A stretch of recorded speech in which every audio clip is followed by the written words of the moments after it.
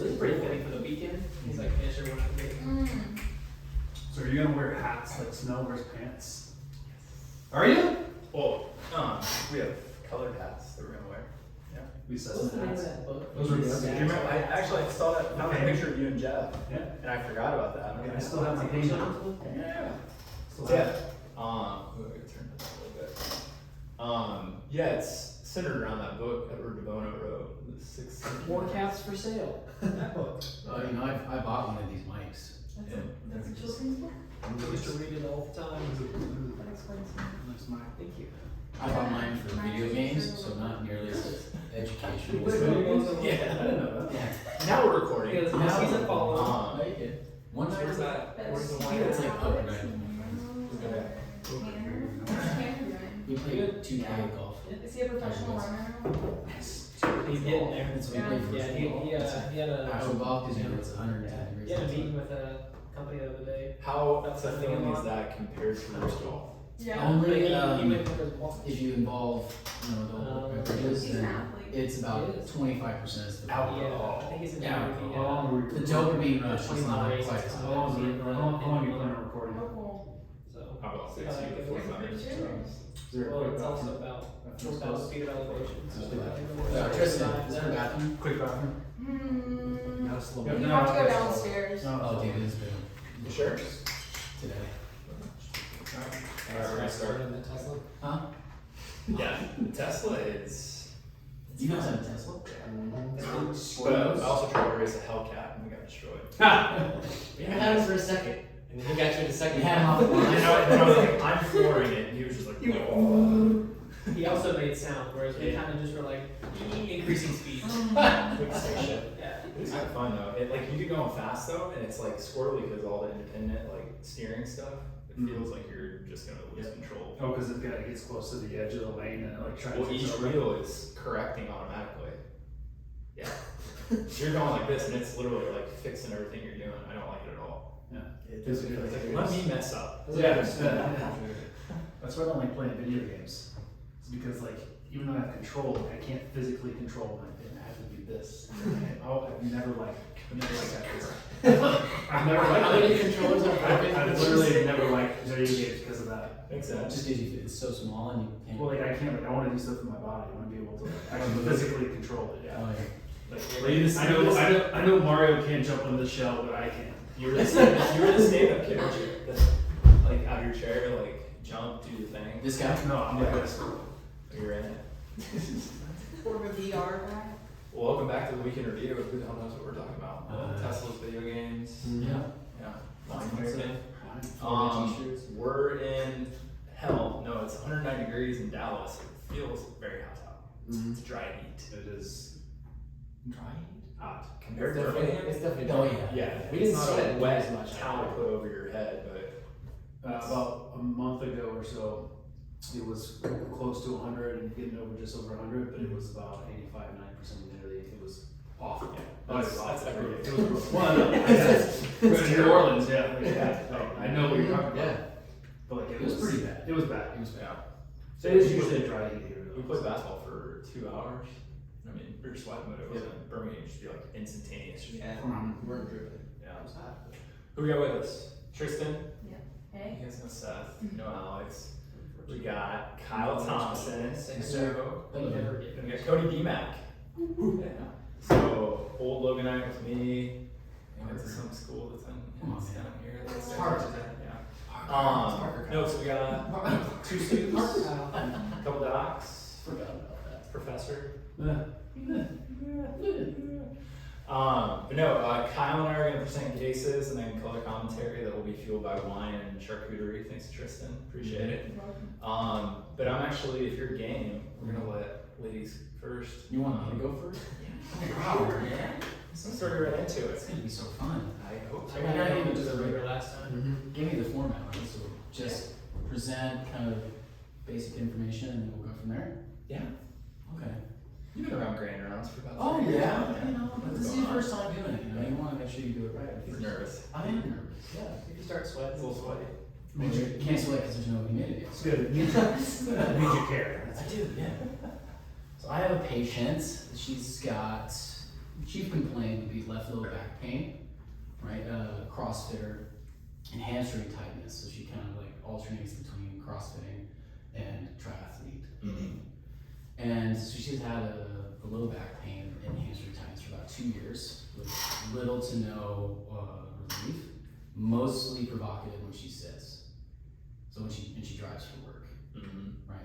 So temporarily relief with dry needling. She's seen some other practitioners that way with typical adjustments and things like that. Did you notice a condescending tone that got put in there? He goes, she's seen some other crap. Yes, she hasn't seen me. Yeah, so she's fine typically during workouts, but it's usually like after a workout that she's like feeling all Regardless of what she's doing? Yeah, pretty much at this point. She said initially it was just after running, and then it became now it's just like everything. So I mean, she goes to a pretty well-known CrossFit gym here in the Metroplex, and so now they program me everything, and it's just she's gritting it out at this point. No red flags or anything like that, but in her SFMA, really with extension and flexion were really the most dysfunctional and painful. Everything else was okay except for her squat and her single leg stance. It was dysfunctional and painful for those. When I tested for her IEP generation, it was like non-existent. And even if the little bit that she could produce was gone pretty much on her left side. And so Symptoms are on the left side. same on the left side.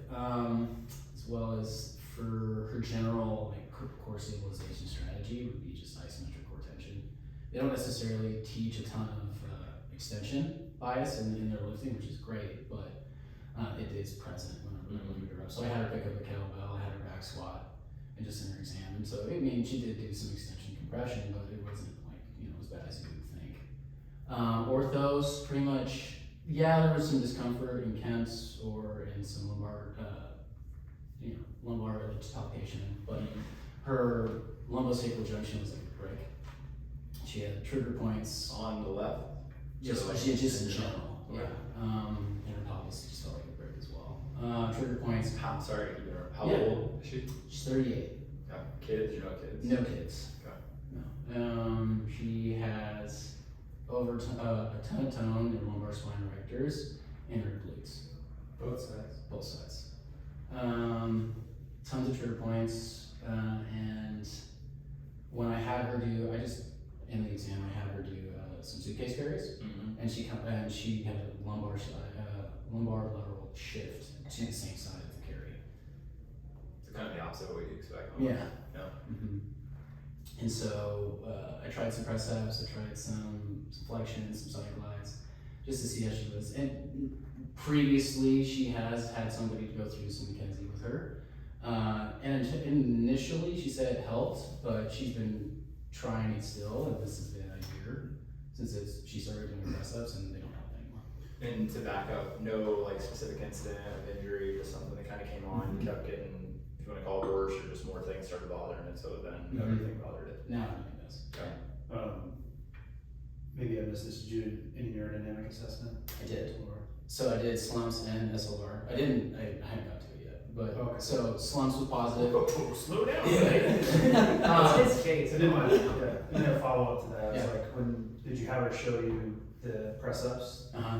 Did she even extend at the lower lumbar spine? That's good. So when I would go in and apply some overpressure, like they still really wouldn't extend through that second segment. So I did do some neurodynamics, I did slumps and I did SLR, both were positive. And with contralateral and extension on slumps, her symptoms did reduce. Did or did not? Did, yes. And so I started with an opener, and just a general static opener, and her symptoms were gone 50% within 2 minutes. And that's on slump again? Yes. Or, okay. So Did you go back to so my audits Yeah. were with slump, just for that, and also I wanted to test extension. That's okay, yeah. Yeah, so I tested extension, and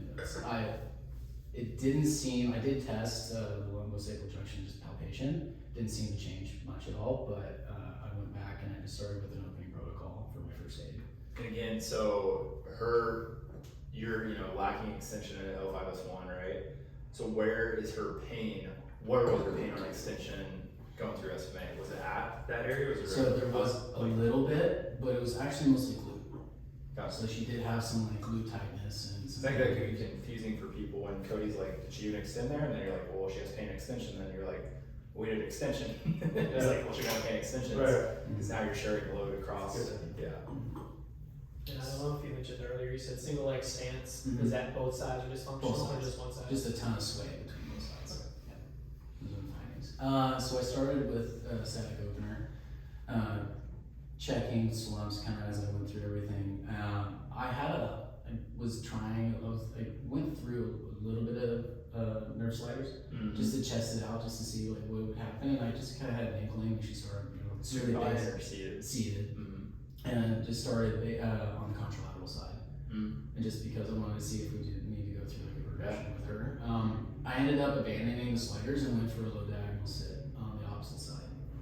On the right? On the right, because I tried on the left and it didn't seem to make much of a change. But if I worked through the left, so the right side, it actually reduced her symptoms. So for people listening, explain your thought process and why. So if my thought process is like if we have some kind of neurodynamic issue going on in like the foramen and in contralateral biasing in the slumps to reduce her symptoms, if I blow the other side, we're recreating some of that kind of symptoms around. So I'm trying to build a support system from the opposite side to kind of support that. And so her symptoms continue to reduce, and then I ended up just doing a suitcase carry to support on the same side to work through those same kind of protective pattern on the right. And she left symptoms from her, if they were talking like on a scale of 10, came in at 5, left at none.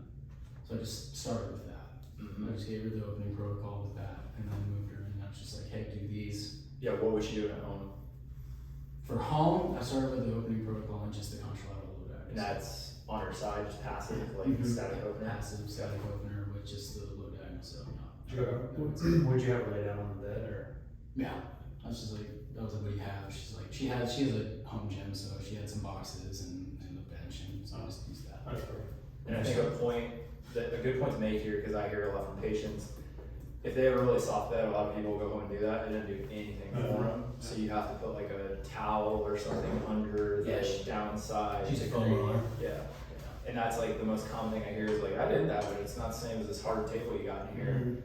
So that's something I should have learned by now to like preface that, but I'll have a lot of people come back in and I'm like, man, yeah, sorry about that. They usually figure it out too. They're like, I put something under here. Because those are also the people that are wedging stuff in between their knees and all that stuff, so they're playing around with bedtime anyways. That sounded weird. Yeah, I just think it's a good point. But there's little things that you're like, you send them home, it's probably the right thing, then you just screwed it up because we didn't do that one little extra step. She had come in just since she'd seen so many practitioners before. She was like, I've been getting homework, nothing's really helped. And so we actually spent a little bit extra time going through some stuff that, so say like we ran a hypothetical experiment, like, hey, do this on your own. Let me just like hang out and watch you do it. And so she did it. She got up and it was, and she's like, I don't feel any different. And I go, okay, this is what you should focus on using. Try to utilize some external cues for her to kind of like really, get in the weeds of it. And she's like, oh, it feels a ton different. I said, great. Now try the other side. And so she does the other side, and her symptoms kind of came back a little bit. I said, do you see kind of what can happen if like that? And just in your case right now, I was like, are you just to have a conversation about, hey, like the importance of doing her homework. I was like, you do your homework, and she did it, and she did it right again. And I made her do it like 2 more times, and she's like, wow, I feel great. There's two really good points that are just in subtext there. That A, it's a chronic pain patient just based on the timeline, right? B, more of the non-responder that's maybe just like a lot of non-responders, they've had subpar care. It's been it's not precise. So to be hands-off plays right into that, like, well, maybe I don't want to be the hands-on person that shows her, if even you had results, that it's me, it's, and I think it's a really smart play overall. So that's something that you probably at this point, maybe that was a conscious thought, or it's just literally you're already like, yeah, I'm gonna do this just because, like, you know what I mean? It's just default. Again, you're new into practice or something, that's something you can be like, okay, take that little bit of history and play the game that you played. See if you can help yourself, because you're basically saying her intrinsic motivation was just tanked. I ain't gonna do nothing, nothing's help, like. She basically caved me out. went like I just last. have a win like last ditch effort. Like I've been to everybody, you know, our coach is like encouraging me to go. Not to mention like I'm out of practice, so you know it's out of pocket and stuff for out of network. No, so yeah. so there's another barrier there, and so it's just like, hey, like we have to spend a lot of time building the rapport, building the plan for her so she understands what is going to happen with her as she goes through. Okay. So I had to spend like extra time doing that. Mm-hmm. I think spending time on your first date as well is gonna help create that buy-in, because if you have that in-visit change, creates a little bit more motivation to come back and try some of the other stuff too, especially if there's lasting change. Have you had follow-ups with her? Yeah, I've had 2 follow-ups. How's it going? Before we Really? do follow-ups, Yeah, I got a question. I don't have the educational guidance that you just gave, but for someone who maybe like is listening, hasn't been to any of the neurodynamic stuff, just a opener protocol, what do you mean by that? When you send them home, like how often are they doing that? How Yeah. long? What does it look like? So like Chapo will talk about like you want to do roughly 5 to 10 times, like 30 seconds to a minute on, And that's active or just laying there? just laying there, Okay. right? And then you want to be in the resting position for like roughly 15 to 20 seconds minimum, right? And So opening the side of pain. The side of pain is you're opening the side of the possible congestion around the nerve root, right? And so you're trying to allow that neurovascular bundle to kind of clear, right? And so he says you do that kind of like maybe 2 or 3 times a day kind of thing, or you don't want to hold it for a very long time, so just kind of like a frequency thing. And so if she's feeling symptoms, as the concept of a first aid is to manage the symptoms. So like she's driving all day, if she gets spun up, it's gonna be really hard to control that. So for her, taking those frequent breaks and to spend time controlling those symptoms is gonna be huge, not only psychologically but just from a mechanics standpoint. I think a big piece of that is like in a younger individual like you have here, definitely, like Kyle said multiple times, you don't want to hold them in there for a long period of time. Definitely nothing over, I don't even get up to 60 seconds, I go 30 to 45 seconds. Shot clock says the disc and the lumbar spine accommodate very quickly. So if you hold them into that, if the disc is the thing that is, is causing an issue within the IVF, you hold them over 60 seconds, it will accommodate. When you come out of it, it's like pain increases even more. So, Which also gets into the depolarization thing and just rubbing over a nerve, which Shacklock uses a lot. It's diagnostic, not for him, but the patient of like, look, you rub over the site of symptoms over that nerve, and they're like, oh my god, that's better. But it's the same thing. If you kept rubbing, you're going to create like kind of inflammatory or ischemic response that goes the other direction. So the follow-ups, I kind of built from the second visit. I built more into the kind of the supportive phase where I'm trying to follow that progression into kind of greater exposure into the kind of the other side, the left side. So I started with the same things, and then moved into low diagnosis of the same side, so left side, right? Moved into Have you queued up breathing, IAP? Yes. Because that left side was kind of out to lunch. So really when I focused just supporting on the right side for low diagnosis, I just focused on isometric core tension. Just trying to get some of that load, spread out between the hip and the back, right? But the introduction on the second visit was I spent maybe 5 minutes really working on intra-abdominal pressure with her, just supine. Can you even just breathe into my hands? Do you have the ability to do that? And once she started gaining the awareness to be able to create the intra-abdominal pressure, that lag on that left side became even more pronounced. Now, I'm curious, because this is something I think about a lot. So I think we all have we know what we're going to do if it's going shitty or if it's going good. So I'm assuming you spent that 5 minutes on intra-abdominal pressure and queued it up more because she was doing well when she did the return visit. What was your thought if she came in and you're like, it's not awesome? Like, are you doing the same thing and you're chasing it and you're like, I feel like I did a pretty good job diagnostically, or did you have another like, God, this is my next thing? Because I think that's probably the toughest part of practice, right? Is somebody comes in, great results, leaves zero pain, all your odds are clear, you send them home with something, they come back in, you have a plan of this is my next step, and they come back in and they're like, no, I'm kind of the same. You're like, shit, like you were better. And then you got to figure out, would I go back? Did they not do their stuff? I know there's a lot of questions. Did you have any like second or third things that you're like, okay, this is what I'm going next? Yeah. So since most of her symptoms were provoked in the seated position, and there were some dynamic issues going on in the lumbar spine. My secondary objective was just to go in and work on the dynamics of the lumbar spine, right? So I wanted to at least go in and it's like I know opening helped initially, so if we're going on to the next step, training neutral, right? right? So DNS is a really great spot for that. And so like I was going to go really more into creating the intra-armor pressure, but maybe go down the lines of like sagittal stabilization and just see if we can create some nice stabilization pattern in just sagittal. But what that feeds into is, and I shouldn't say you're right, your first like visit paid dividends because you didn't have to like completely divert. You're like, no, same path, I just have to go deeper into this realm if she doesn't respond versus, and I would honestly say that's where you're going anyways. Yeah. Right. Eventually I have to get there. Didn't change, you're just like, well, I have to really go after and make sure she does really well in sagittal plane and then start breaking her back into a transverse. So yeah, I think that's important for people, you know, new in practice, maybe 20 years in practice, understand like the first practice dividends, which the whole thing we're gonna be teaching this weekend is like, it's gold, man. Cause yeah, you're gonna get smacked around sometimes, like, dude, completely like whiteboard it, erase it, like let's start over. But 9 times out of 10, you want to be same path. You just go a little further. You kind of, it is this thing over here.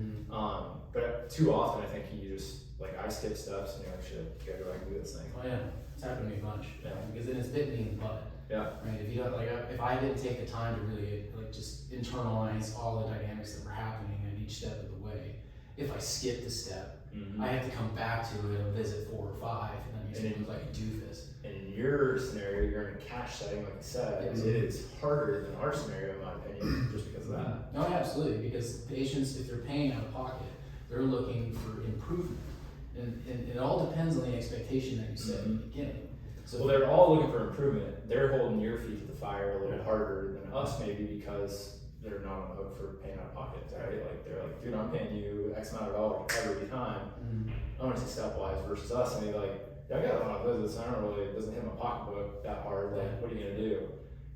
Which is also maybe pays, you know, dividends to your treatment. Like they need to be more motivated than that in some, you know, scenarios. well, you know, they are. I mean, this woman, I mean, she does have some price issues, and so for her, it's like if she's coming, it's for a reason. It's get it done as efficient as possible. And so, like the plan and the expectation that I set forth, it's like this is what we're really looking at. Right? This is where I want you to be. There's going to be points that during this time where like we may hit our head against the wall, and I'm more than happy to pivot based on that, right? But let's spend the time working on these things, and I'll explain it to you as we go along, right? So she's on board. Yeah. And it took, you know, 2 visits to do that. Yeah. But like you said, like there is, you know, a fire underneath my butt. It's like, okay, I'm paying attention, you know, what is happening? So, you know, my secondary plan was to go after that sagittal stabilization strategy.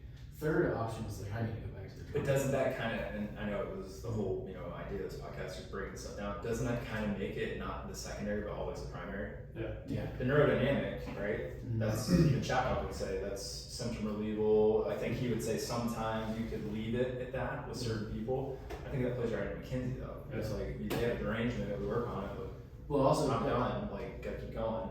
Doesn't Chadwick also talk about just like even if like in a repeated scenario where there is a ton of compression around the nerve, like you are creating that congestion in that area. So maybe just the sheer volume of the extensions that she was doing, which was the dosage. I mean, she was doing a ton, and so at that point, I mean, she might have even created the scenario of doing it around that She's situation. Chapman's poster child. Yeah, I know. Somebody even at the probably neurodynamics conference that it's happening of like, you know, and that's not everybody, but again, you take somebody that's just kind of maybe did she ever have mild success in the beginning of doing like extension based treatment? So yeah, It's all dosage. Yeah, that's all dosage, right? Yeah. But there was no active strategy after that to supplement it. So that way she just got into that kind of purgatory where she just kind of repeated the process. I love Rich's sentiment of we've been playing with their derangements. I mean, that's literally just constantly just rocking into it. Yeah. It's like bicep tendinosis. Just rubbing. It's not getting better. For a second. I think something you said earlier, Beau, talking about like the patient comes back, second visit, you know, they're worse, or there's been no change, even though they got better in the first visit, or there's been they're worse, right? For me, I can see your opinion. For me, it's like it'd be a dosage problem on one way or the other, either not enough or too much. Obviously, like picking the scat from that standpoint. Well, I mean, I got a different case of like very brief. So we had a woman that came in with like, you know, kind of anterior lateral hip pain or like TFL the other day. You go through her exam. I mean, this was how old was she? 48, 49? She went 50. Killed an estimate, like good mover, all this stuff. We go through and like she has hip pain with a bunch of stuff, internal rotation, external rotation. You know, we're talking mild. This is like right here. She's like, yeah, I feel that. I feel that. She never says pain. I feel that. Mm-hmm. She has mild thoracolumbar scoliosis towards the side of that hip, right? That's the convexity, and like massive tone in that side. There was nothing neurodynamic positive, you know, no history of low back stuff, and like I still, and this is how I told her, I was like, I have to rule out your low back. Yeah. Like your hip moves great. I know you feel it with all this stuff. I have to rule out your low back. When she came back into the follow, she's like, it's the same, and it hurts with box step ups, which was a new thing that like her. I just don't think she knew box step ups. So like what I was getting at here is, I had to I knew in my head, like a lot of us do, well, I got to rule out lumbar spine. It's a huge player, right? Upwards of 70% of low back pain, hip pain, even though there wasn't a strong clinical sign for lumbar spine. Does that make sense? It's not like a distinct, like, dude, I'd lit her up with a slump. Because of the other findings, right? Hypertonicity, trigger points, thoracolumbar scoliosis, and then everything hurts her hip, not a distinct, like, oh, it's this. She came back in, what did I do? I literally switched, and I was like, dude, I think it's the giant trigger point in your TFL and how you use your hip as we watch you do things. Mm-hmm. So I went into this, you know, kind of, like, some people will cringe, like a pathomechanical model, like, dude, I think it's how you're moving, right? So, kind of to your point, like, yeah, I had to divert. Like, it wasn't just, oh, I know what I'm doing, I go further down the lumbar spine. Now, it's still part of it. It's kind of like you. I'm still working on central stabilization, but like, let's get rid of your pain. It's just a different mechanism to get rid of it. Right. Yeah. Yeah, I think one thing too to kind of point out is like you having that shift from like pure opener and a secondary going to like a central stabilization, like sagittal, you know, DNS standpoint, like that IAP, it's kind of reinforcing the opening of the IVF anyway, right? So I think kind of catching that as well. Also, It's good. Yeah, well, you know, it's like at some point, right? Like you can't stay in the same plane. Mm-hmm. From a supportive standpoint, like yeah, that's great. But if you're really looking to correct those, If you're looking to load share, you really got to move. Load sharing is not just joint by joint approach. Load sharing is plane down as well, right? Movement, right? Totally. So, I mean, and based on the exam, we still have that lumbosacral like dynamics issue from a joint perspective to that dysfunction. We still need to address that. So, at this point in treatment, I started working on that sagittal stabilization. So I went a little bit more Pierce, McKenzie, supine 3 month. I worked a little bit more. I even worked a little bit in the 6 months just to kind of work on enhancing just the demand on her a little bit, and then we went more. It's bare. We started with farmers carries and third visit. Curious, Yes. what did you load there for like the farmer's carry? Like how much load are we applying here? Moderately heavy, just because I need it to be hard. How much does she weigh? Yeah. How does she weigh? Like a ballpark. So we're talking like FCS stuff, and we're thinking that process. 145, 150 maybe. How much load do you have in each hand for the warmer? 50s. Sounds like it's a little close to 24. Yeah, that's good. I mean, that's a challenge, right? Yeah, I mean, I told her, I was like, what we do needs to be hard. Yeah. Like if it's not hard for you and you're not challenging in any way, the load's too light. What did you use for suitcase carries in that previous visit? Really light. Okay. Because like when we were talking about in the exam, she did have that shift with the suitcase carry. So I was telling her, I was like, look, in order to support this environment for your low back, you need to make sure that you're really working on that stabilization strategy. So I'd rather you go lighter rather than heavier. Because it is it's higher lateral shear. Exactly. Load. Yeah. Suitcase. I mean, and it was like 25 pounds, and she just moved right over. Big, Yeah, so I had it like 10 pounds. And I was just like, just carry it outside of your body weight and just make sure that you're walking just like relatively within this area here. Suitcase carries are kind of hard to find an optimal dose. Yeah.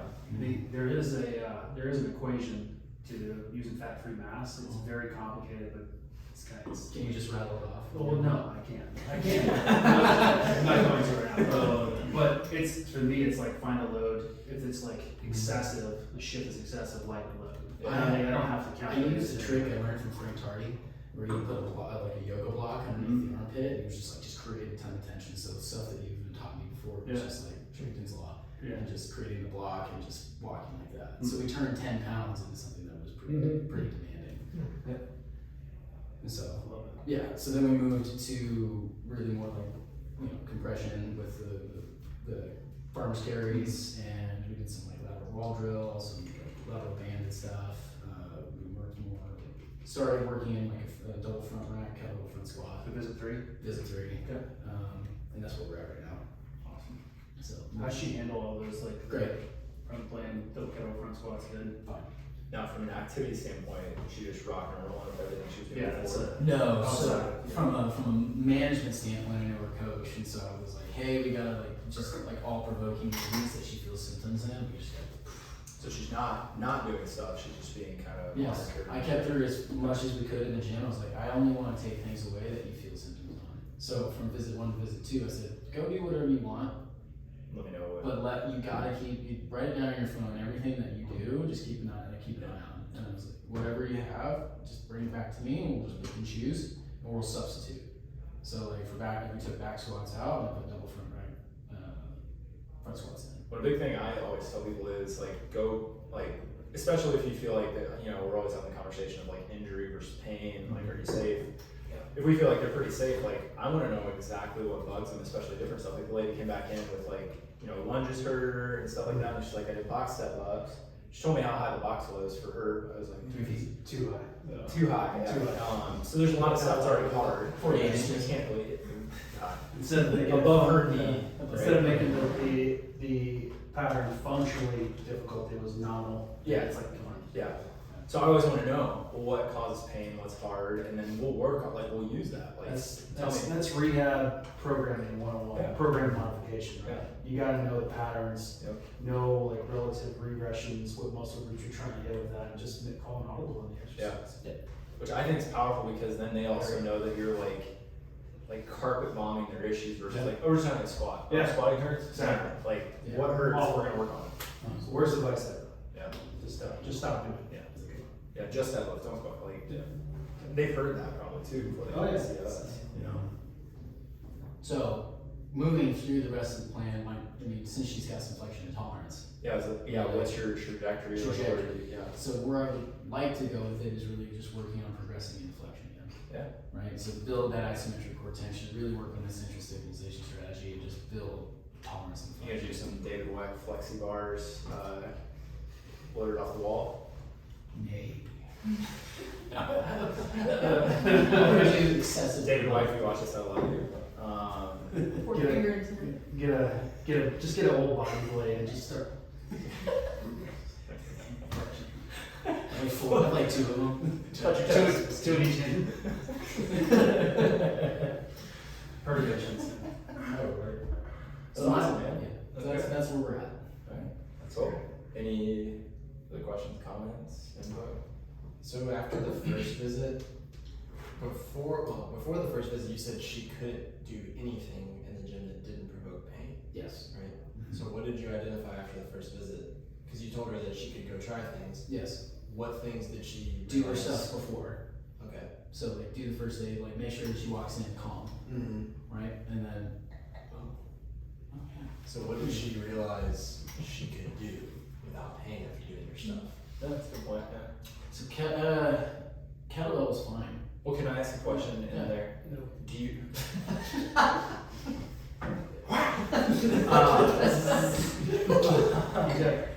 Why must he be surrounded by freaking idiots?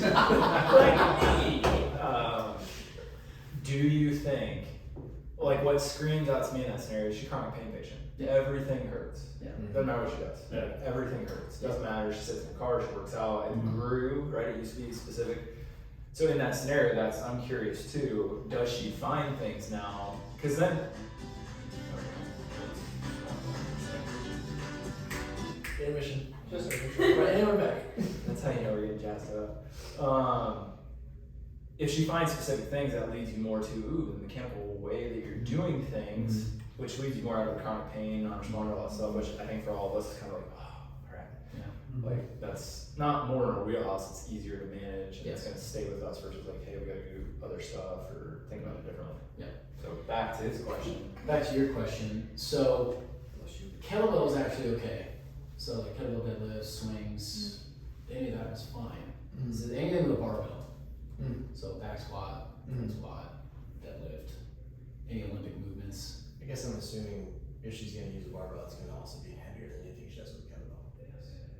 Yes. Now, So was it when she got to a certain depth? That's the other question, or was it just throughout the entire movement? it was really only after the movements were done. Okay. Yeah. So Like immediately after the movement, or like she goes home. Yeah, like Both. after the workout, Both. both. yeah. So there was specific like flare up. So you just was like, let's just take the barbell out and we'll just replace the movements with kettlebell stuff and we'll just see how it goes. Now, maybe you don't know, was she entering the workouts in pain though? I mean, was she driving to the gym, driving both? No. So she works out in the mornings. Oh. So she's She's better in the mornings? she's better in the mornings. She really is really what the most provoking thing again is like her job is she drives all over the place. Like she'll drive across the Metroplex every day, multiple times. So boom, boom, boom. So like 3 hours in the car every day. It's really the car that gets her. It's really the car. So the workout's job or job. stress Yes. or chronic pain patient. Again, you're echoing these things. She wakes up or chronic low back pain with ridiculous symptoms of some sort, and then you're like, oh, she's good in the morning. All of us are kind of like, oh, kind of interesting. Yeah. It's first hot, and then you're like, yeah, she gets worse with anything, right? And then she gets worse throughout the day, and then gets worse with workouts. Then you're like, there's some other lifestyle factors. Oh yeah, definitely Yeah. multifactorial. Yeah. Which everybody is, but Especially Flaring. exacerbation, everything like that. yeah. So Cool. it's just that's it. Yeah. Sure, right. Anything else? Any other questions? I like that. I think too, like one thing that you were kind of touching on earlier with the squats, is it, right after the movement, or is it at the end of the workout, maybe a little bit later? For me, it's like if you have the ability or the equipment in your office, or even have the opportunity to go to the gym with the patient, not just watch them do it, but like actually start dosing them. Like, so can we get you to a point to where like you're okay? Like if you have to start doing back squats, like what's my normal dosage for back squats? What are we working on? We're doing for strength, or we're doing part of, you said CrossFit gym, so we're using back squats as part of metabolic conditioning. Like, is it a speed thing? Like, there's a lot of factors that kind of, for me, I need to look at too, right? So like, if they're loading back squats decently, and they're maybe, let's say they're doing a high rep set in back squats, like 6 reps. Rep 2 or rep 3, they're good. But rep 4, you start feeling a little bit. Rep 5, okay, can we cluster that set? Right? So we just pause. If it's part of metabolic conditioning, then we just make adjustments, right? We just say, okay, you just do half, right? And then like if it is like a cluster thing, like okay, is it like what you're working on now? Is it central stabilization, endurance for that activity? You know what I mean? So like there's things that you obviously work on in your warm-ups and homework and stuff like that too, but can we build that endurance, if you will, from a stabilization standpoint, to carry over to the strength? And then just modifying dosage and then continue on that path, right? So that's for me, like that's the kind of like glaring thing that I always try and look at, especially when there's like big movements like that. So usually it's a dosage. I'm gonna pick on Cody for a second because we'll talk about this weekend, but I think it's a good point to note because we play in such the performance realm.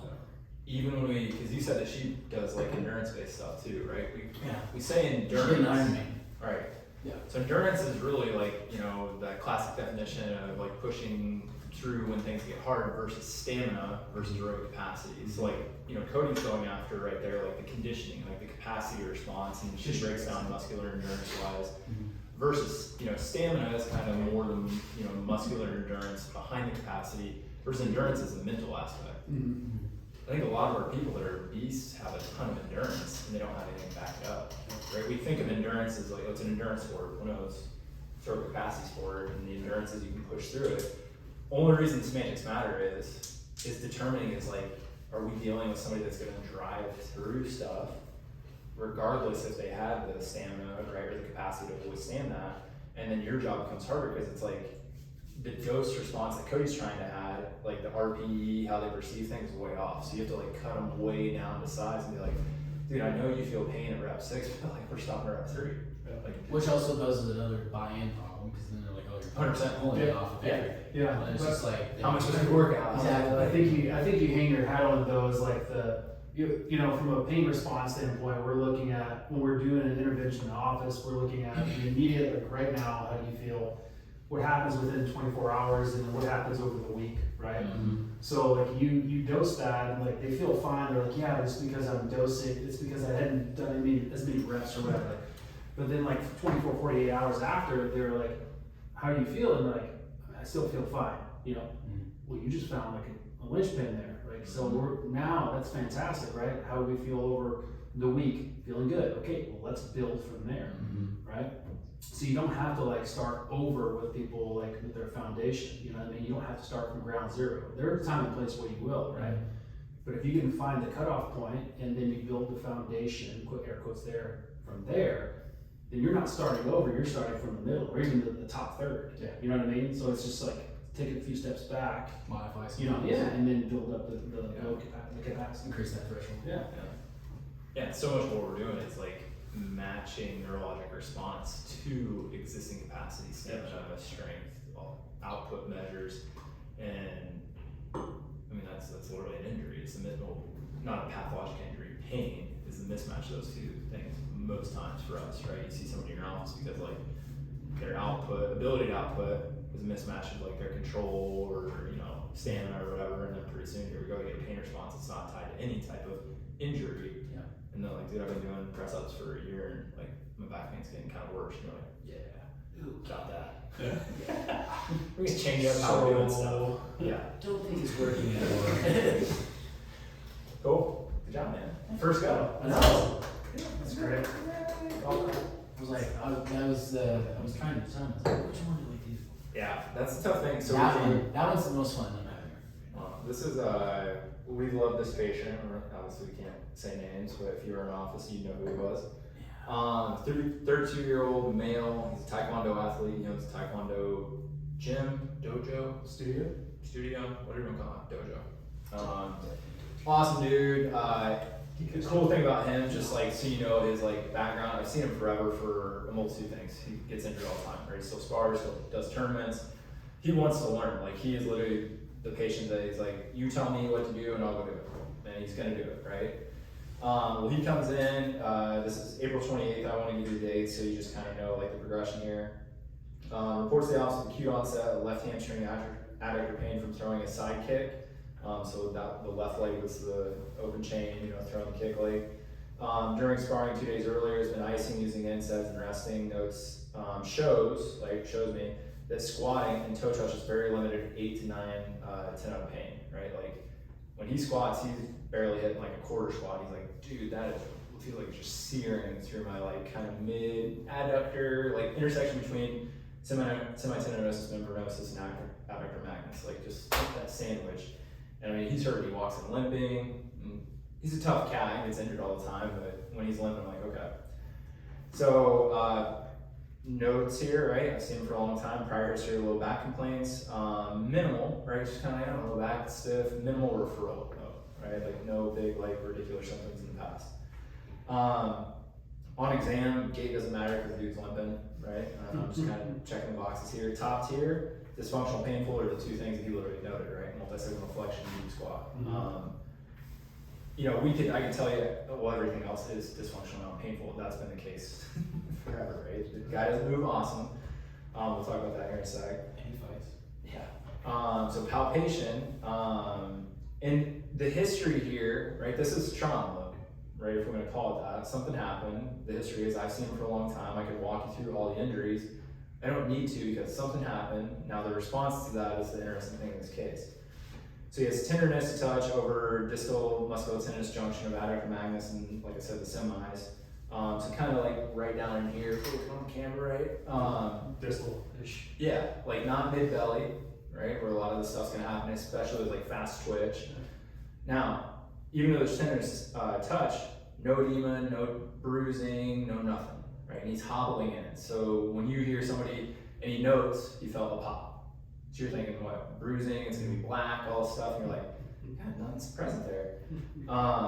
No discoloration, no muscular interruptions. What I mean by that is, right, there's no dipping in the muscle when you go in here and palpate, nothing like that. So you're like, this feels kind of normal-ish. There are trigger points in his adductor magnus. Well, welcome to the party. Like, everybody here is gonna have that probably same trigger points. So that gets hard. I've got 7. There's one adductor, 7 trigger points. But you compare with the other side, it's kind of the same. Now it's painful in that spot, so we go, what do we do with that? We'll find out. In general, hypertonicity of the semimembranosus tendinosus. I wouldn't say the trigger point, just kind of lit up, same size, not that far off, okay? Passive hip flexion, right? Got him on supine, passive hip flexion on that side, gets about 120 degrees, and he's like, dude, that, like, stop, right? Knee bent. What's that? Knee bent, right? Yeah, knee bend, Normal, yeah. Yep, no straight leg raise, which we're getting to that. L5S1 extension restriction, right? History of low back pain. He's, not a great mover from a mobility standpoint overall. Mid T-spine is, if I had to give you like the brief, like that's the biggest thing, right? Mid T-spine rotation extension. Yeah, we've worked on it from everything from like pec stuff, like how it presents is always different, right? Around that area. He gets it. I'm like, you just gotta keep working on it, man. So then I consider this part of palpation, which we'll talk about this weekend as well, in-range loading and extension, right? Because he's had a history of low back stuff, no signs of physical trauma, even though there was an incident, right? No bruising, swelling, nothing like that. He can't touch his toes, hip flexion, so we're starting to load some neurological stuff. I was like, let's just kind of see what happens, right? So I'm going into a palpatory mode with some McKinsey stuff. No symptom change, right? And we're loading extension, so I'm already doing overpressure just because this guy's like L5S1 is like, hitting this. So based on that, the other thing that was interesting here is, I kind of got to jump to the orthos because I put the neurodynamics in there. Active straight leg raise and SLR were positive for pain, as you can imagine, right? Touching his toes. So when we kind of turn that into neurodynamic, when you bias external rotation on that side, we're talking like a storm of pain, right? So we just kind of had him locked out and started turning around, like, holy, stop, right? Or maybe, he has decent range of motion on the other side, maybe 60 degrees. He's lighting him up. So I'm like, yeah, that's interesting. So based on that, which I did before the extension, so I kind of have to back up, we go after extension first. No change in those exact tests, right? Straight leg raise, bias external rotation, he lifts, same thing. So I go after side glides, right? Because he's got this kind of neurodynamic external rotation, history of low back stuff. Go after side glides, which reduce pain both with single or SLR and multi-segmental flexion. We're talking maybe 50%. He's like, that's pretty good. And we did 2 sets of 20 or something. When you say side glides, are you opening that side or are you closing that side? To the left. So if you remember with him, we were going towards the left. So we're opening left, he's at a door frame, just sliding sits in Just there. slide your hip towards the same side of the complaint. And again, at this point, I know things need to be adjusted. I'm literally using it, so I'm kind of jumping some hoops that I normally wouldn't. But nothing fits the bill of an injury at the side pain, history of low back pain. I'm not necessarily at this point going to go in and just blow up his lumbar spine and expect a miracle. So I'm like, let's just kind of play around with McKinsey stuff and see what happens symptom-wise. He does that, and he's like, dude, that's quite a bit better. Cool. Yeah. In terms of when you went through the side glides with him, were you doing some overpressure with him, or were you having him doing on his own? No, this guy doesn't move that well, so I mean, You're helping him. Him getting there is a struggle, and he could also. The thing there is, I don't know if he felt it, but he's like, he said he felt it, not pain. He's like, I can kind of feel something when he's doing that, right? He's like, it kind of feels like tight or a pull, and I was like, I said it was almost kind of like if he like in the back. No, it is. It's And adductor hamstring. Yeah, over the- okay. Yeah. He said it kind of felt like if he used that leg as his plant leg, if he threw a right knee Yeah. kick. Okay. Like it's like That being makes pulled, sense. and I was like, Right, so he feels some type of tone tension. yeah. Which when somebody tells me, I'm like, yeah, it's like whatever. Thank you for reinforcing that. Appreciate it. So in this scenario, all of the rest of the neuro was normal within normal limits. My pain audit was a squat, right? Because that's like he came in. That's the first thing that he is just like, dude, I can't squat. Range of motion restricted. I can mimic almost that with like that passive hip flexion supine with knee bent. My functional audit is that adductor trigger point, even though we would say that's in that phasic muscle group that's going to exist in most people, just hanging out in the normal population. But also the lumbar extension restriction, because I have to grab onto something that I think's, we use side glides, he's got lumbar spine restriction. Primary restriction, still T-spine. I'm trying to get the dude out of pain at this point. I'm not going to be, maybe I'd be the best in the world if I'm like, dude, I'm just going to work on your T-spine. I'm not like, He's gotta go do his stuff. yeah. So, what do we send him home with? Side glides. He's like, dude, you're gonna kill these for 48 hours, and I want to see you back in a couple days. He knows the game. Diagnosis? Yeah, I think this is how I explained it to him. Yeah, go ahead. So question with that. So established patient, Yeah. knows, like you say, he knows the game. New patient, same exact scenario, other than like the previous history. I think I'm gonna get into it. Okay, cool. Like how would you would work with that and stuff? How I explained the diagnosis to him, and this is truly, as you go through care, it got solidified, and I just think it was interesting. I was like, I think you had like a grade 1 strained sprain, because you have no evidence, you know, from the surface out, especially if it's deep. But to me, it was almost like a nerve traction injury, right? Like he felt a pop. I've had people trip on the trail in a trail race, feel a pop, and they're like, dude, I blew my hamstring out. They do 20 press ups. I'm like, oh my God. I've had very similar things. So water skiing, feet in the water, get pulled into like pull here. Yeah. Feel it proximal hamstring pop. You couldn't do anything in the gym. Referral from a strength coach. I lift the roll up the shorts. There's nothing. No pain on palpation. Pain's there with all movements though. 30 press ups, no pain. So But they felt the pop though. And that's what what it's like. So let me ask you this: Yeah. did you go in and did you palpate along the sciatic nerve bilaterally? I'm hiding that result until the second visit. Okay. Yeah. It's gotta be a little Easter egg. Like Cody, like you said, I asked the same question literally, like, because he told me who he was going to do today, and I was like, okay, so let's say you had not seen this patient before, and he had all this history of low back, like, how are you just so gung-ho, like, I'm going after low back, right? Because, like, as a new doc, like, You're gonna be like, I need to preface that, I'm not a doctor, by the way. We got an email about that. I got an email, If so you I'm record not a this, doctor. we're coming to get you. But yeah, it's just like, if someone walks in and they have that, like, But it's no different. how do I know like so much that it's definitely that low back? It's just what Cody said. Yeah.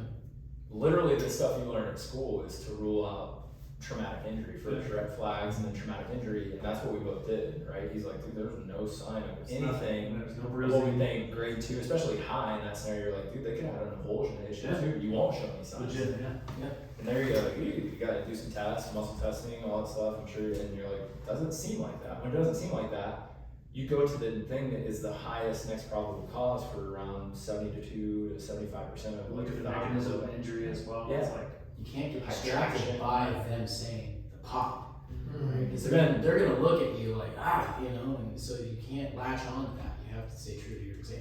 So the interesting thing is, what is that pop, right? Like, Yeah. I mean, that's that's kind of kind of actually cool. yeah. That's like You know, and that's where I think sometimes what you're seeing, I hate to say this, is like you're probably seeing like a fascial like slip, right? And against that. We talked about this a lot the other day of like what's happening post nerve injury, which we're going to talk about with him in particular. So this is how I explained it to him. I was like, hey, I think you had a little strain sprain, like grade 1, sub-threshold, but I also think you have like a sciatic nerve like traction injury, right? It's playing off into kind of the branch operator. And he got it. He goes, that makes sense for what I'm experiencing. Like, I can't bend forward, like I know there's no signs, like it hurts to palpate. So I was like, you gotta go home with these, we gotta rule this out, what we think it is. So that was first visit. So what did I do exactly? Adjust his T-spine, adjust his lumbar spine, cyclize. We voodoo flossed. We tried supine flossing, right? Because we were like, with kind of internal or external rotation bias. We went through that. I don't think that was awesome. And then I taped right over that area. Sent him home. I sent him home with cyclize and looking at this. I say single leg deadlift isometrics. I put him into a hinge before pain and had him hold. Why? You get tension Zero traction. I mean, there could be a lot of reasons. So, you single leg hinge or yeah, bodies single and leg. we had him balanced. Like I was like, hey, use your hand. So I just like a stabilized like Yeah. body weight single leg hinge. So he had this like fast twitch, like wow, right? And then everything's lighting him up with neurodynamics, right? You can't flex him. We know when you contract the muscle, contracts in 3D, you create more space, right? I also know that he tolerates things pretty well because it's not that bad, right? And he got response from a nerve. So I was like, well, let's start to load it. So if it is a strain, you do isometrics, but I'm also doing a safe neurodynamic by like opening the space. Reducing our protective pattern. And when he came back in the second visit, he goes, when I do that, it feels awesome, but then it kind of like rose like 15 minutes later. And that was kind of the thing. So I'll get to visit 2. Were you highlighting intraabdominal pressure at the same time? No, Or were you I just mean, kind this of is a creating patient. just isometric tension? This is a patient I've worked with Just a going lot, out. so he already knows that whether he's like, I mean, we worked a lot. He's just- We worked specifically on intraabdominal pressure inside kicks. Like you have to, around. So what you're saying is he's a poster child for should be, doesn't mean he is, and he still reports that stuff's hard. Like he said that the last visit he was in, he goes, man, I know I'm supposed to work on this, that stuff's hard for me to do when I'm loading in these positions. Just the rest of mine, maybe? You also put him in a side. They gave you an idea of the patient. You also put him in a sideline position. He goes, I know. I'll put my hand down here. I'll breathe. Like, I get that kind of connection. So getting into it again, kind of pulling the kimono back. So visit 2, notes he's doing better, but he feels there. He says, I feel there's a muscular problem. Now, why do I think he says that? He can bend over now. He can squat a little bit better, right? Probably half squat. He's like, yeah, it kind of hits there. He's had massive improvement. So the idea of a nerve being pulled around, he's like, well, I can move better. It's hard but to it still hurts right here. Yeah, the muscle problem is because the. Because he also told him, like, hey, strain, you know. Also, when I have him doing, because I was like, also, I said, hey, you're doing these isometrics with single leg deadlifts. If you start feeling good, you can start moving around a little bit and try to just go through the full pattern. You can load a little bit. And that's when he's like, dude, if I do a squat with any type of load, you know, like goblet squat or something, he goes, it is lighting me up. So muscle is registering in his brain. With the load, right? So like he's He can't correlating full the- depth body weight, but when he loads it, he's like, dude, I hit it. He's correlating like load with muscle. Yeah, it's like it's hard. So something's got Does it get worse the more he loads it? He hasn't really tried because he was just testing. He's just like, He was nervous because he had a tournament coming up in 3 weeks or something. I think he had a camp for kids. Or something. He had something that he's like, dude, I have to be ready for this thing. And I have to be able, there's a camp. I have to be able to show them what I'm doing. So he goes, I have to get this thing under control. So he kind of had this own protective barrier.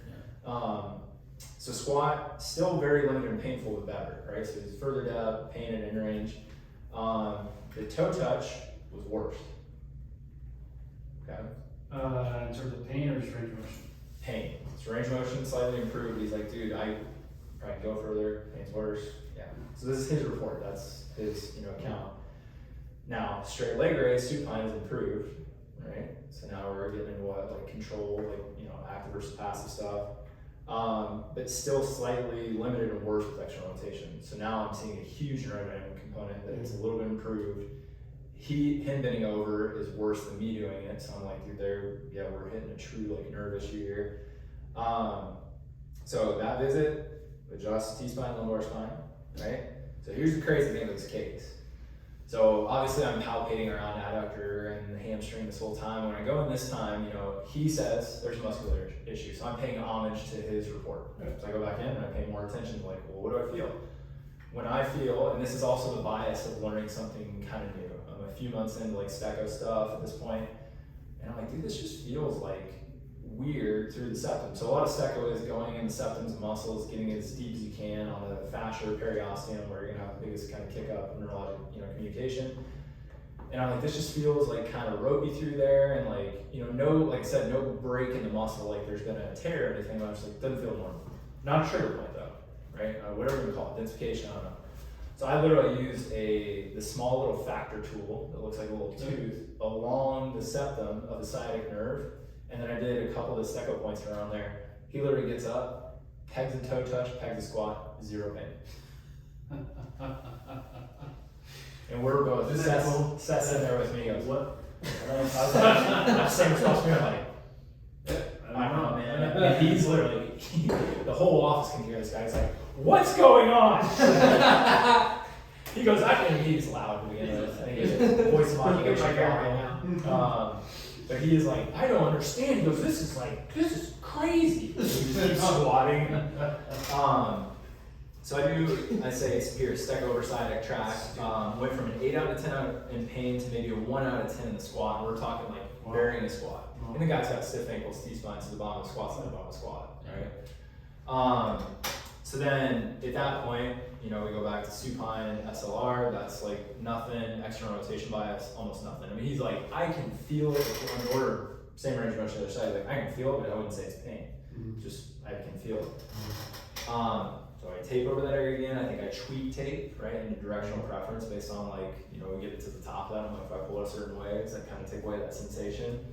And then we do some full range body weight single leg deadlifts that day. Just kind of running through, we did tempo stuff, and that's what I sent him home with, was a 4x1-1 tempo single leg deadlift. Like I want kind of a longer load in the eccentric phase and just kind of, in my mind, that's nothing for the muscle, that's all neurologic. Yeah. I'm trying to pull the nerve through the muscles, it gets put under contraction.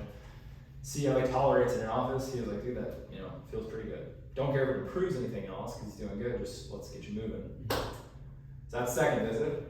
Third visit, we're 6 days later. Notes that he's doing better overall, no pain walking now. Remember he came in hobbled the first time and he's like, I can still feel it push off second visit. No pain walking, squatting is pretty much pain free, but now he's like, anything quick, right? Trying to throw a kick, he's like, I can't do it. It's still a little tender. He's like, if I get in here, like I can feel it. Okay. What do? Adjust the T-spine, lumbar spine again.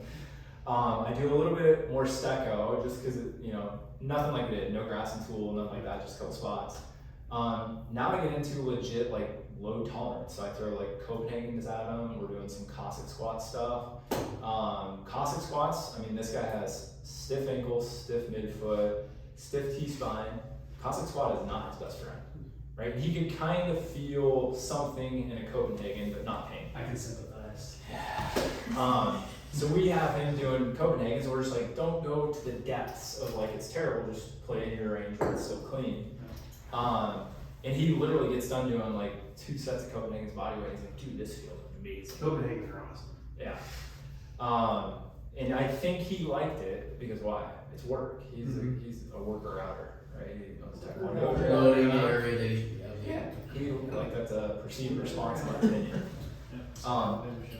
Now I stopped with the report there. We've had multiple visits since where he's like, I mean, last visit we saw him was 2 weeks ago. He's throwing full kicks and everything. And he goes, the thing is now, if I do a full sparring round or whatever, like it'll be sore afterwards. And he goes, what do you think of it? Like, I think you had a grade 1 strain sprain with a slight neurodynamic issue. And the thing is with him, and I even told him this very first visit, if it is a little bit of a nerve injury, that's going to take time, man. And once we all know, we've talked about that a lot with like wall area degeneration, you ring that bell, it rings for a couple weeks, and then it takes weeks to get it back.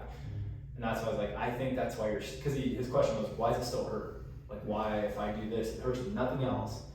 But then we got to have the conversation. He's been a patient for a long time. What have we worked on? How your foot works when you throw a side kick, right? How all these things, and he's like, so it's not like he had an epiphany. He's just like, yeah, I know.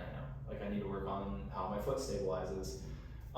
So he's kind of a cool case because he gets it all, but he still gets injured, man. Like, these things happen, right? A traumatic injury, he throws a kick, and we could all ponder why somebody's done 1,000 times, blows his hamstring out at that time, or mild grades, grade 1 sprain strain. But like I said, the crazy thing here was that little bit of soft tissue input. We all could have conjecture and ideas like why that was so effective. I don't know. I think being honest, I don't know. The glaring thing to me that's sticking out is how can, and this is why you have your course, right, art of assessment. So how can we identify what in the constraints-led or dynamical systems theory field identifies as the right limiter, right? What's the individual constraint that's limiting from somebody either acquiring a skill or adapting to a skill, right? Mm-hmm. And I think we are in incredible positions as as chiropractors, even physical therapists are in that same field, that position as well, because we have the ability to identify and address directly that individual constraint, be it soft tissue, be it joint immobility, be it like motor control, be it strength. We can span over that entire capacity, right? That whole piece, we have the ability to change that. Like, how do we identify that? You know what I mean? And like in honing in our assessment and being okay with not being perfect the first trial and error, right? So like being, like Carol Levitt says, it's totally okay to operate at a level of acceptable uncertainty. Yeah. It's not going to hurt the person. It's only going to do good. Yeah. Right. Like you're not care. Exactly. Right. So like in the second visit, like you reported something, you gave it some attention. Yeah. You applied something new that you're learning, right? And you had a freaking cool, crazy cool response, right? Also crazy response to not even know what I'm doing. You're just Yeah. not applying. Like you feel it, like you think right? So like that, like kind of you roll the dice a little bit and you hit. You know? But also too, you didn't dial in on the bias that you had in the first visit, right? Like you were able to pivot, even though maybe sometimes for new docs it's begrudgingly because you might be so spine focused. Well, this is what I was going to build off what Cody said. I think in our world, the very performance-based movement model, active care, sometimes the hands-on stuff gets a little bit like, oh, you gotta do that? Like, Is that worth your time? But here's the kicker. Patients are able to change. Like, I've seen this guy for a long time. Are there motor controlled movement strategy things that I think are at hand that probably led to that injury? Yeah, for sure. Doesn't mean my main focus can't go back to some hands-on manual directive thing when something else, or when it's not, right? Like I've been diving back into Tim Brown's stuff, and like, we talk about somebody that spends a lot of hands-on time, and we could all, be like, oh, maybe it's too much, maybe, what's going on with what he's doing, like, we don't know. But at the same token, we were like, what if I just took a month of my practice, and I was like, I'm way more hands-on, see what happens. Because we're way more, not hands-off, but it's like, hey, we've gotten you moving locally, right? We're gonna calm down some stuff usually, let's get you moving. Yeah. What if you flipped it for a month and you're just like, let's see what happens? It's like that sensory motor integration that you talked about. Yeah. Where like you have to have the sensory component in order to be able to have the motor component. It's like, yes, if everything was just like you mentioned the brunch, I guess what we have. I don't know. We've been since 3 I a.m. ate my second meal of the day. Second breakfast for you. So I 11 it's been season. a day. But like you just mentioned, I kind of lost my train of thought. No, what we're talking about is a really interesting topic. So Tim Brown, I mean, if you don't know who he is, go look him up. Old school sports chiro, fantastic guy, great mind. But like the idea that if everything was motor control based, you would think that we would just kind of naturally divert back into a more efficient, effective, less pain process or movement.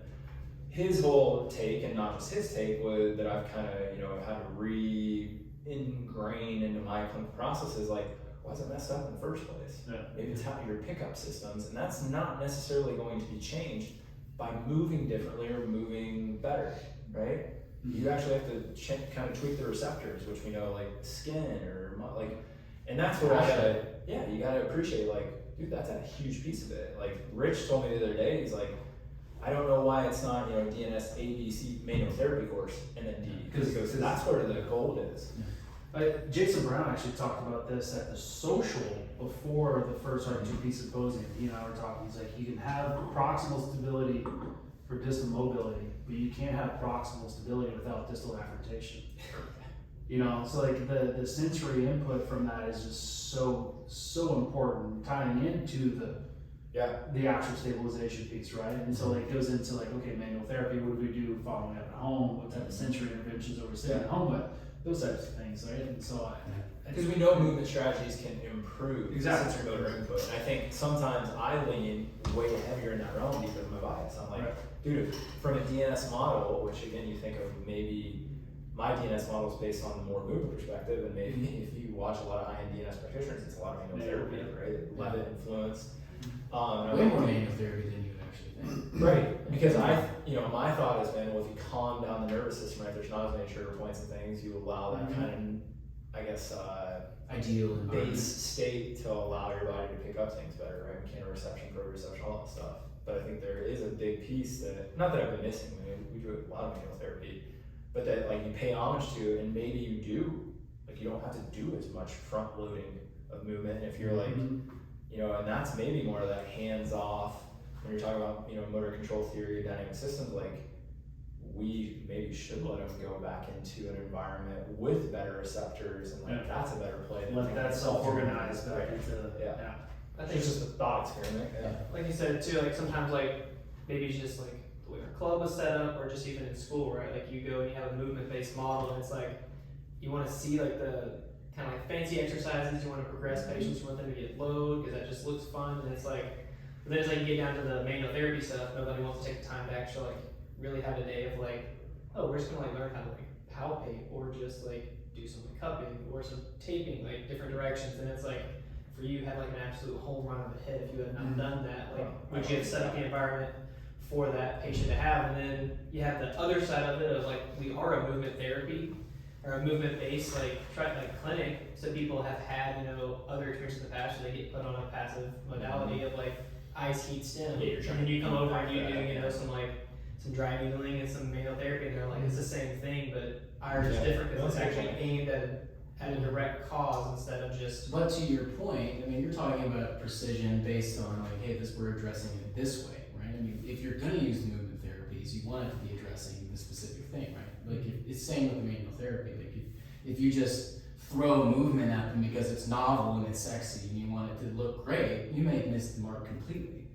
So, giving, like you said, homage to it. If you don't, and you don't listen to the person and actually figure out where their brain is at, you may miss completely with that. And that's everything in the case. Well, the biggest thing we'll talk about this weekend is probably palpation, right? Out of all of the exam stuff, like I know that gets kind of beat by Brett and all those guys, but like that's why I think like we as the movement active care, we kind of, you know, poo-poo the hands-on, but it also is harder to get better at that because it's easier to coach somebody from afar and get a movement. Maybe not easier, but you don't have to be good with your hands to coach somebody from movement. You gotta be good at coaching. Your options It's are less. still- Yeah.